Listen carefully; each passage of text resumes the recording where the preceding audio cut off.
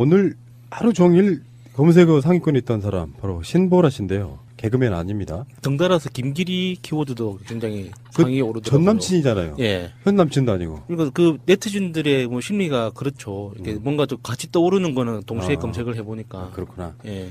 자유한국당 비례대표 7번으로 된 20대 파릇파릇한 국회의원이죠. 이 사람이 처음에 비례대표가 됐을 때도 논란이 많았어요. 그들 내부적으로. 예. 제가 뭔데?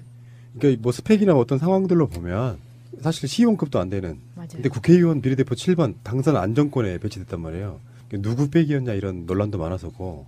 근데 이제 비례대표는 의미를 담기 나름이에요. 뭐 여성 과학자 우대하겠다 그러면 비례대표 1번 주고 무슨 청년 우대하겠다 그러면 몇 번 주고 이런 방식으로 이제 비례대표를 주는데 그 신보라가 길거리 나와가지고 전 기억나거든요. 신보라 기억나는 것 중에 대표적으로 박근혜 정권 때 단식도 하고 그랬어요. 여의도 국회의사당 앞에서. 하루씩 돌아가면서 우리 쪽 사람들처럼 막 10며칠 20며칠씩 하는 게 아니라 공무원 연금 관련한 뭐 이런 박근혜가 국회에다가 연금 개혁 가자 막 이렇게 내가 억지로 내려보내가지고 그거 막 반대하고 이러는 과정에 단식이라고 하는 게 그 사람들은 뭐 하루 어떤 경우는 막 12시간 단식 예. 그런데 막 앞장서가지고 박근혜 정권 편들던 바로 그런 보수단체들 중에 너무나 이름들이 많고 그래갖고 기억도 안 나는데요. 국정원의 지원을 받다 보니까 그 받은 관변 단체라고 보는 게 맞겠죠. 그 보수 단체들 압수수색하는 과정에서 신보라 속해 있던 단체까지 지금 압수수색을 당한 겁니다. 단체 이름이 뭐냐면은 두 개가 있는데. 네, 신보라의 단체는 두 가지가 있었는데요. 청년이 여는 미래 그리고 청년이 만드는 세상 이 두 가지입니다. 근데 지금 화이트리스트 논란이 일면서 가짜 관제 청년단체의 민낯이 부끄럽다. 우리 최민희 의원께서 트위터로 이런 말씀을 하셨죠. 세태를 보여주는 느낌이 있는 게 돈 되면 뭐든지 할 수 있다는 이름도 청년이 여는 미래와 청년이 만드는 세상 뭐가 다르겠어요. 그냥 같은 사람의 기획인 것 같은데 우리나라의 수구 보수 정당이라고 하는 새누리당 자유한국당 부류가 젊은 사람들이 좋아하지 않는 곳이잖아요. 예. 그들한테는 희소 아이템인 거예요. 청년들이. 근데 그중에 옛날에 윤주진 이런 사람들 기억나요? 네. 청년인데 생각이 좀 이상해. 청년스럽지가 않아. 그래서 보수의 그 노인네들 정당을 막 대변하고 막 그럴. 그런 사람들이다 보니까 희귀 아이템이다 보니까 그런 거 있잖아. 젊은 사람 같으면 저런 마인드를 갖고 있도 저런 정치하는 정당을 지지할 리가 없는데 가서 거의 친위 조직처럼 길거리에서 우리들이 싸웠듯 같이 싸워주는 거예요. 물론 숫자로만 따지면 10분의 1도 안 되겠지만 예. 그렇게 해서 눈에 들고 하다가 결국에는 국회의원까지 하게 되니까 그들 내부적으로도 참 국회의원 되기 쉽다. 전희경이나 신보라 같은 부류의 젊은, 물론 전희경은 신보라보다는 훨씬 더 나이 좀 먹은 편이지만 그렇게 영입돼가지고 일종의 그들 나름대로는 혁신 어떤 상징하는 그런 것 중에 하나였습니다. 근데 알고 봤더니 이 사람 신보라가 결국에는 국정원의 지원을 받았던 단체에서 활동을 했다. 사실상 대표 역할을 했다. 네. 이 생각나는 일화가 제가 조그마한 사회적 기업을 창업을 해서 운영을 하고 있었는데 거기 어떤 청년들이 생산 의뢰를 하기 위해서 회사에 찾아왔어요. 그래서 어쩌다 그 당시가 이명박 대통령 시절이었거든요. 그런데 뜬금없이 자기는 우파라고 막 자랑을 하는 거예요. 왜 갑자기 이런 이야기를 하는지 사회적 기업이라는 간판이 부담스러웠나 봐요. 그래서 그 청년들이 하는 이야기의 논리는 비즈니스를 하는 사람은 우파가 돼야 된다. 우파가 되면 이명박처럼 성공할 수 있다는 논리였거든요. 굉장히 놀랐었어요, 그때. 그때 20대 중반 정도 되는 청년들이었는데 우파나 어떤 정치에 대해서 어느 정도 공부를 했는지 어느 정도 신념이 있는지는 제가 알 길은 없지만 기본적인 논리 구조 자체가 돈을 벌기 위해서 우파를 해야 된다는 거였거든요. 좀 암울하다는 느낌을 받았었어요. 그때 그 공천 관련해 가지고 이 사람이 어떻게 비례대표 질문 받느냐 논란인데 핵심이 뭐예요, 마차님? 그때도 백공천 논란이 있긴 있었는데 이 신보라가 그 최공재 새누리당 공천관리위원이 총선에 출마한 최홍재 전 청와대 행정관의 친형인데요. 이 신보라가 이때 최 후보자의 선거사무장으로 일했던 노 모 씨의 아내였습니다. 그러니까 최홍재의 선거사무장으로 일한 사람이 사실은 신보라의 남편인 거죠. 네. 근데 그 최홍재의 형이 공천관리위원이었다. 이렇게 되는 거거든요. 그 사람들은 참 이런 끈끈한 인맥 좋아요. 왜 인턴으로만 일해도 강원랜드 같은 데 취직시켜주잖아. 네. 근데 공천관리위원회 동생의 선거사무실의 선거사무장의 부인. 선거사무장이라고 하면 어떤 특정 후보자에게는 굉장히 중요한 역할이잖아요. 네. 아마 거의 비리까지 다 알고 있는 사람. 선거사무장 정도면 법적으로 문제가 있을 때 책임을 져야 하는 위치인 거죠. 선거사무장은 가족과 동일한 걸로 예. 인정받잖아요. 예. 선거사무장이 유죄로 인정받으면 사실 선거직이 날아가는 경우도 있고 예. 그래요. 선거사무장이 부인이었다. 아, 참. 그래서 이게 당선됐는데 저는 신보라의 지역적인 걸 봅니다. 신보라가 광주 출신이에요. 고등학교 후배입니다. 네, 그렇죠. 밝히고 싶진 아마도. 않습니다. 근데 사실 광주 쪽에서 학교를 나온 친구인데 저는 이렇게 봐요. 주위에 보다 보면 가끔씩 그런 부류의 유형들이 있어요.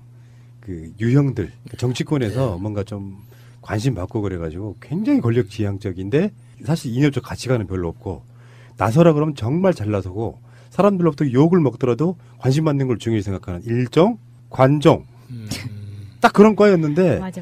그러니까 이게 무슨 스펙도 좋은 것도 아니고 아무것도 아닌데 청년을 상징한다는 의미로 비례대표 7번에 딱 박아줬던 결국엔 계속 우리가 지금 이야기하려다가 머뭇거리고 있는 게 이거잖아요. 국정원이 만들어준 국회의원이라 이겁니다. 국정원이 만들어주고 행동대장으로 열심히 활동을 했기 때문에 그 보답 차원에서 만들어진 것 같고요. 이게 보면 이 사람이 2014년 8월 달에 새만금에서 새만금 방조제 앞에서 조업하던 어선이 물을 방류하는데 밀려서 뒤집어져서 이제 사망사고가 일어납니다. 선원 3명이 죽는데 그것에 대해서 검찰이 선장을 구속영장을 청구를 했는데 판사가 이건 국가 책임이다. 선장이 책임이 아니라 수문을 방류한 국가 책임이다라는 그런 논지를 피니까 이 판사를 규탄하는 규탄 시위를 합니다. 이 신보라가. 그런데 그 규탄 시위하기 5일 전에 박근혜가 지시를 내렸을 것이라고 아주 강하게 의심되는 김영환 수석의 메모에 등장을 합니다. 그 내용이. 그리고 나서 5일 뒤에 이게 이제 집회가 이루어지는 거예요. 그런 거 보면 이 신보라는 국정원 플러스 박근혜의 떨거지들이 만들어 놓은 아주 밖에서 움직이기 딱 좋은 행동대장 아니었는가 이렇게 의심이 강하게 되는 거거든요. 그러니까 국정원 목세 비례대표네. 그렇잖아. 아, 그럴 수 있겠네. 실제로요, 자기들 우호적인 단순하게 국가 안보 때문에 어떤 밀어주는 그런 국회의원이 아니고 네. 이런 종류 같은 경우는 국정원이 허수아비로 쓰기 위해서 밀어주기도 합니다. 그러니까 요즘 그 블랙리스트 말고 화이트리스트도 이렇게 논란이 많잖아요. 그 화이트리스트의 대상이 됐던 사람 중에 한 명일 거라고 우리가 추정하는 거잖아요. 신보라 씨가. 네. 그런데 이 국정원이 움직이는 방법들을 보면 그 화이트리스트는 자기가 화이트리스트라는 거를 몰랐을 가능성이 굉장히 클 것 같아요. 이게 주변에서 자기의 인맥이나 자기의 어떤 그 활동 능력, 자기 욕망만큼 주변에서 협조가 된다고 느끼지 내가 국정원이 타겟으로 심어놓은 화이트리스트이기 때문에 집중적으로 육성된다는 걸 알고 했을까요? 이게 나보다 나이브 하시네. 100% 알죠. 네. 아, 그래요? 나이브!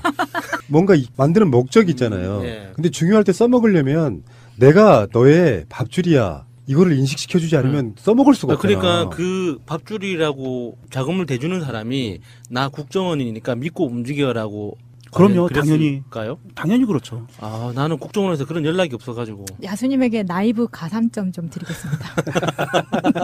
나이스. 반성하겠습니다. 신보라 같은 경우는 의원직이 어떻게 날아가더라도 지금 자유한국당 내에서 그 가슴 아파할 사람 한 명도 없다고 봐요.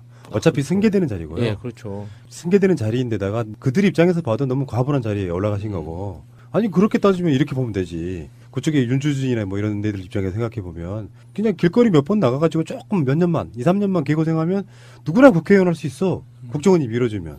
이런 관점으로 봤을 때 신보라는 그냥 소모품으로 그냥 끝날 가능성이 되게 높은데 신보라가 왜 저번에 이재명 시장한테 털리는 거 기억나요? 근데 그 사람이 했던 말이나 이런 것보다 확실히 맨날 푸나님 말씀하시는 거 있잖아요. 태도의 문제. 그 말을 하고 이렇게 이재명 시장하고 이렇게 논점이 붙었을 때 그 사람의 태도를 보니까 아 쟤는 안 되겠구나. 자기 실력 이상으로 야당의 중요한 정치 인사인 이재명 시장을 막 비판하면서 뜨고 싶었던 네. 딱 관종 모습이었는데 논리적으로 제압하니까 찍소리 못하는 거죠. 그 성남시 거주 24세 지급된 청년 배당이 어떻게 사용되고 있는지 찾아보니까 SNS상에서 상품권을 현금화하거나 연인과 데이트, 자전거 구입, 가방 구입, 블루투스 구입 이런 것들이 사례들이 발생됐습니다. 물론 일부의 사례일 수 있습니다. 본질은 이렇습니다. 국민들이 피땀 흘려 번 좋은 사회 서비스 하라고 세금으로 내는 건데 사회 서비스에도 좋은 방식이 있다는 거죠. 그런데 왜 청년을 이렇게 의심하게 하는 행정 서비스를 하느냐 이것입니다. 청년 배당 상품권 물론 받는 사람이야 좋습니다. 하늘에서 뚝 떨어지는 돈이니 누가 안 좋아할 리가 있겠습니까? 그런데 이거 아십니까, 시장님? 내가 하는 무상복지다 대대적으로 홍보하고 계시지만 이 24살 청년들에게 준 돈, 어떻게 보면 25살 청년들에게는 내가 첫 일자리를 갖고 열심히 일해서 본 돈으로 나가는 세금일 수 있다는 겁니다. 왜 청년층의 분열을 조장하는 행정 서비스를 하느냐라는 이야기고요.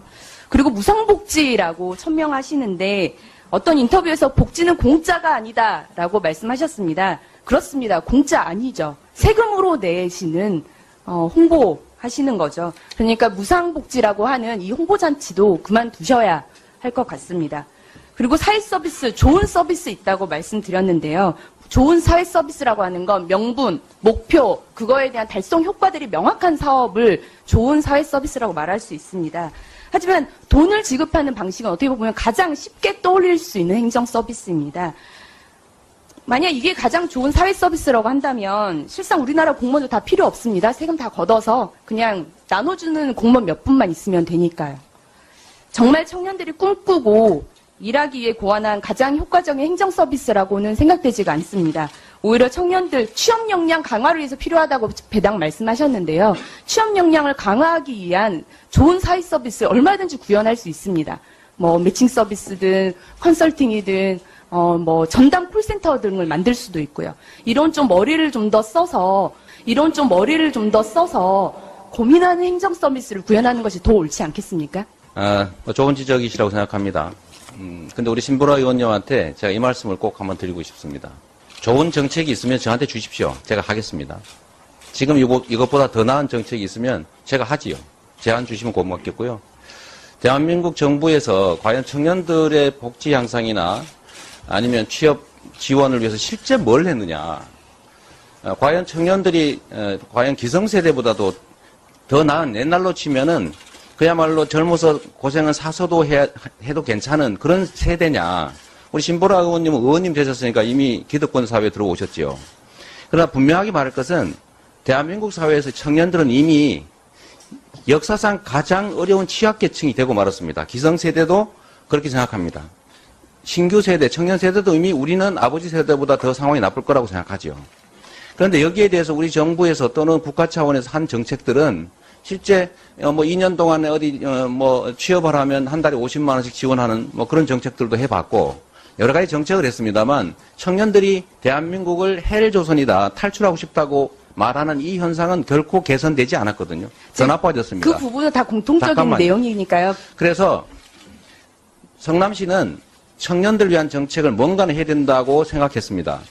제가 분명히 말씀드릴 거는 정부는 서민 증세하고 국가 빚 늘려가면서 복지들 축소해 갔지만 성남시는 정해진 세금 잘 관리해서 빚 갚고 정부 지원 받지 않고 그 빚 내지 않으면서 세금 아껴서 새로운 복지 정책을 만들었고 그중에서 노인복지, 그다음에 보육복지, 교육복지 이런 거 다 하고 난 마지막 단계에 청년복지로 이거 청년배당 시작했거든요.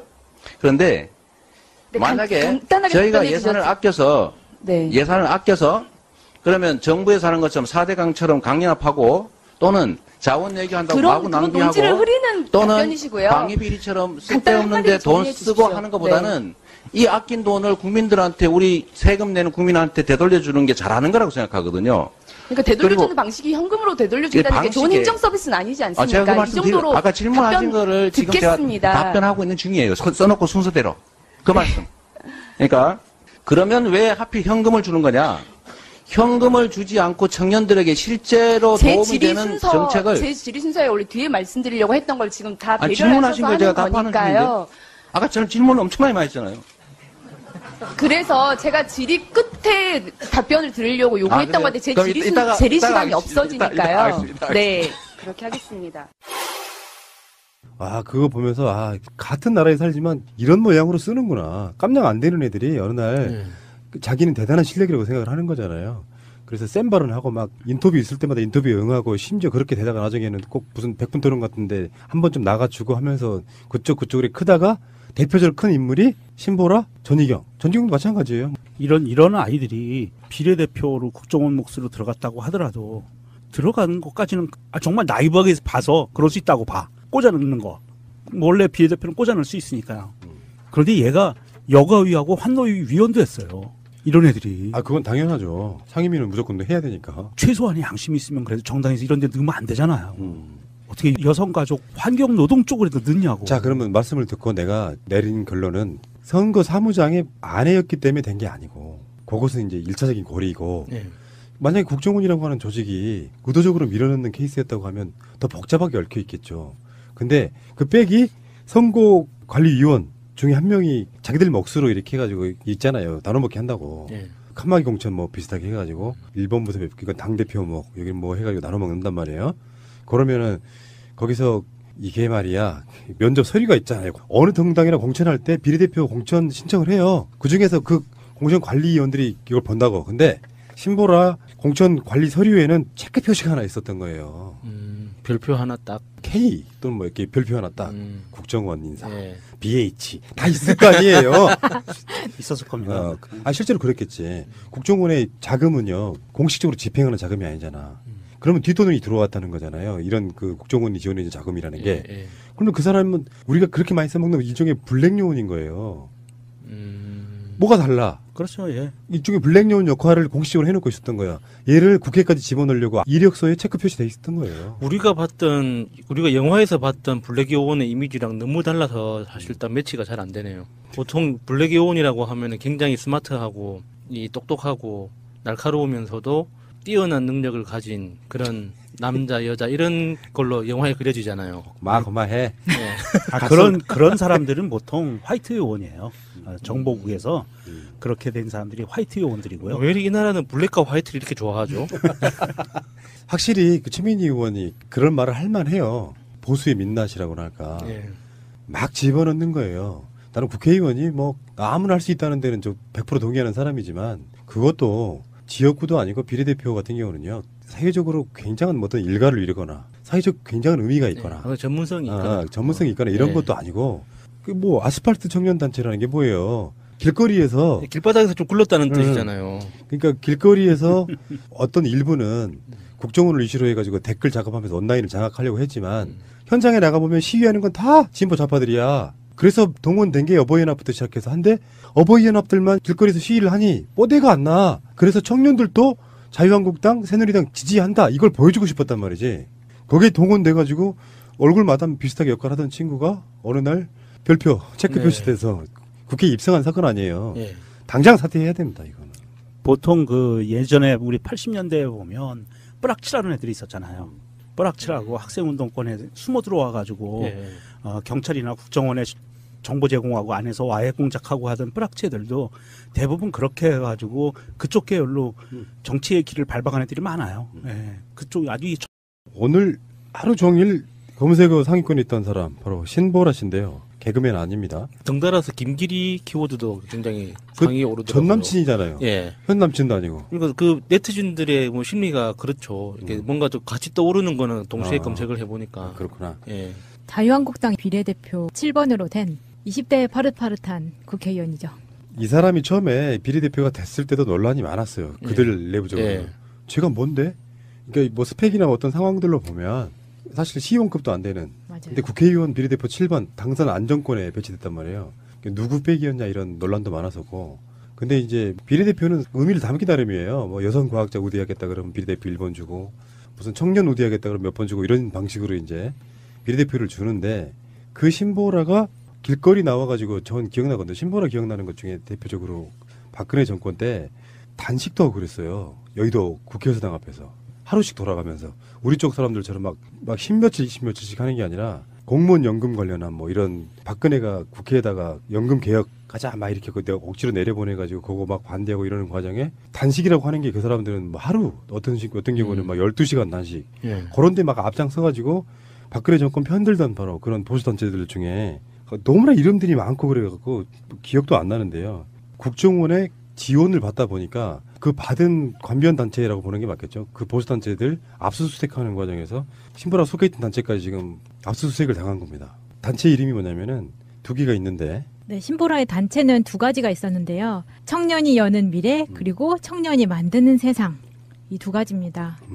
근데 지금 화이트리스트 논란이 일면서 가짜 관제 청년단체의 민낯이 부끄럽다. 우리 최민희 의원께서 트위터로 이런 말씀을 하셨죠. 세태를 보여주는 느낌이 있는 게 돈 되면 뭐든지 할 수 있다는 이름도 청년이 여는 미래와 청년이 만드는 세상 뭐가 다르겠어요. 그냥 같은 사람의 기획인 것 같은데 우리나라의 수구 보수 정당이라고 하는 새누리당, 자유한국당 부류가 젊은 사람들이 좋아하지 않는 곳이잖아요. 예. 그들한테는 희소 아이템인 거예요, 청년들이. 근데 그 중에 옛날에 윤주진 이런 사람들 기억나요? 네. 청년인데 생각이 좀 이상해. 청년스럽지가 않아. 그래서 보수의 그 노인네들 정당을 막 대변하고 막 그럴. 그런 사람들이다 보니까 희귀 아이템이다 보니까 그런 거 있잖아. 젊은 사람 같으면 저런 마인드를 갖고 있도 저런 정치하는 정당을 지지할 리가 없는데 가서 거의 친위 조직처럼 길거리에서 우리들이 싸웠듯 같이 싸워주는 거예요. 물론 숫자로만 따지면 10분의 1도 안 되겠지만 예. 그렇게 해서 눈에 들고 하다가 결국에는 국회의원까지 하게 되니까 그들 내부적으로도 참 국회의원 되기 쉽다. 전희경이나 신보라 같은 부류의 젊은, 물론 전희경은 신보라보다는 훨씬 더 나이 좀 먹은 편이지만 그렇게 영입돼가지고 일종의 그들 나름대로 혁신 어떤 상징하는 그런 것 중에 하나였습니다.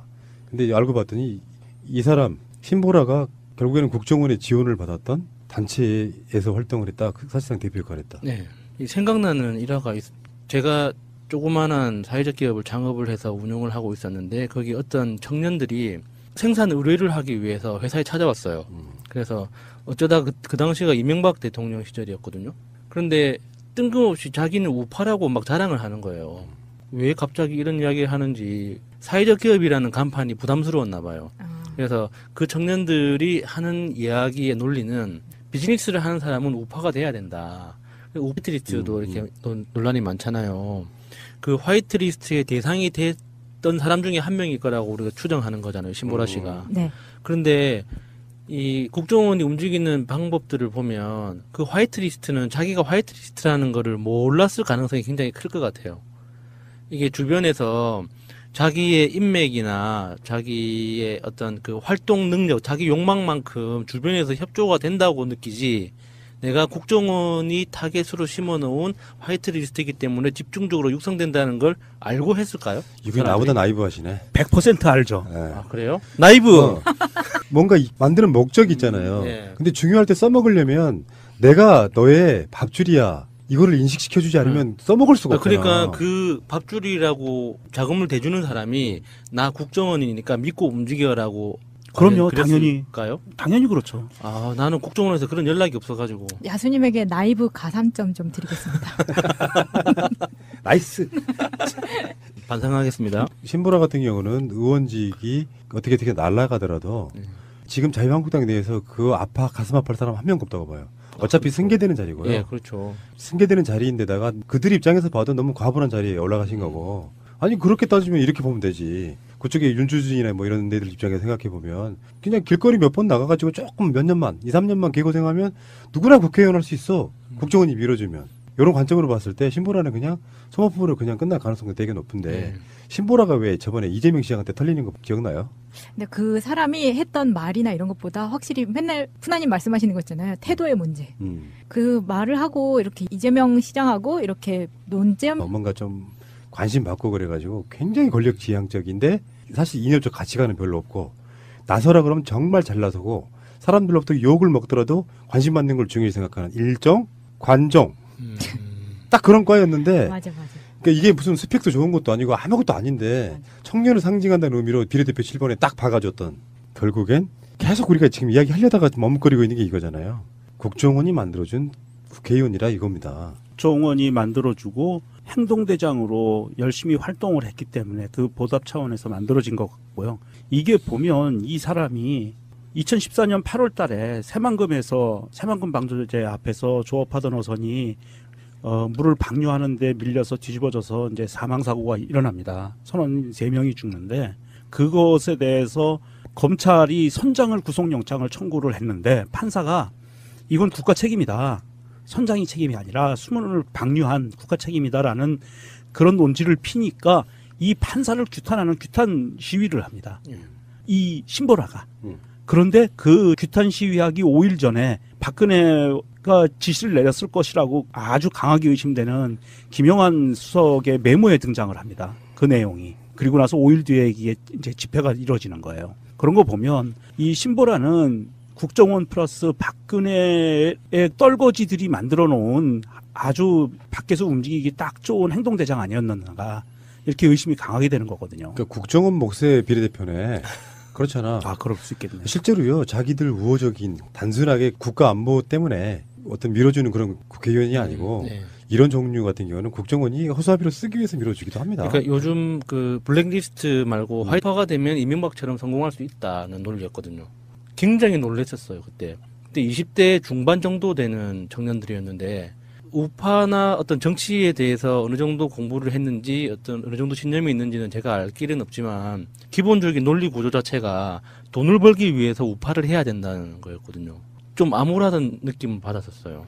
그때 그 공천 관련해 가지고 이 사람이 어떻게 비례대표 질문 받느냐 예. 논란인데 핵심이 뭐예요, 마차님? 그때도 백공천 논란이 있긴 있었는데 이 신보라가 그 최공재 새누리당 공천관리위원이 총선에 출마한 최홍재 전 청와대 행정관의 친형인데요. 이 신보라가 이때 최 후보자의 선거사무장으로 일했던 노 모 씨의 아내였습니다. 그러니까 최홍재의 선거 사무장으로 일한 사람이 사실은 신보라의 남편인 거죠. 네. 근데 그 최홍재의 형이 공천관리위원이었다 이렇게 되는 거거든요. 그 사람들은 참 이런 끈끈한 인맥 좋아요. 왜 인턴으로만 일해도 강원랜드 같은 데 취직시켜주잖아. 예. 근데 공천관리위원회 동생의 선거사무실의 선거사무장의 부인.